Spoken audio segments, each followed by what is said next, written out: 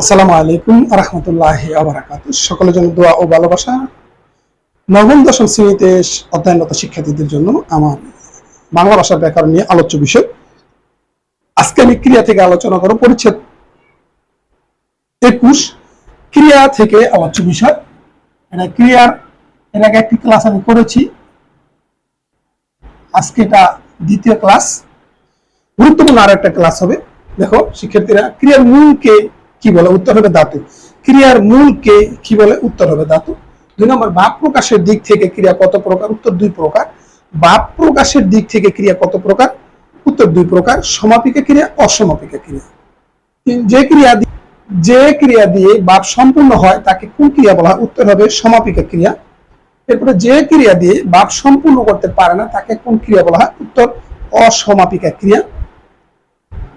অসমাপিকা ক্রিয়া কয় ধরনের হয়? উত্তর 3 ধরনের। ভূত, ভাবী, শর্ত। অসমাপিকা ক্রিয়া কয় ধরনের হয়ে থাকে? 3 ধরনের। যে সে গান শিখতে রাজশাহী যায়, এখানে শিখতে নিচে দাগ, কোন ধরনের অসমাপিকা ক্রিয়া? উত্তর ভাবী অসমাপিকা ক্রিয়া। তারপরে গান করলে তার মন ভালো হয়, এখানে করলে নিচে দাগ, এটা কোন ধরনের অসমাপিকা ক্রিয়া?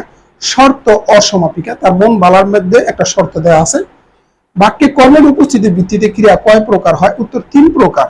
সকর্মক, অকর্মক, দ্বিকর্মক। বাক্যে কর্মের উপস্থিতিতে বাক্যে ক্রিয়ার কর্ম না থাকলে কোন ক্রিয়া হয়? উত্তর হবে অকর্মক ক্রিয়া। আর বাক্যের মধ্যে ক্রিয়ার কর্ম থাকলে কোন ক্রিয়া বলা হয়? সকর্মক ক্রিয়া। বাক্যের মধ্যে ক্রিয়ার 2টি কর্ম থাকলে কোন ক্রিয়া হবে? উত্তর দ্বিকর্মক ক্রিয়া। শিক্ষার্থীরা, তোমাদের সুস্বাস্থ্য এবং শিক্ষা জীবন উত্তরোত্তর সমৃদ্ধি কামনা করে আজকের মতো এখানে বিদায় নিচ্ছি।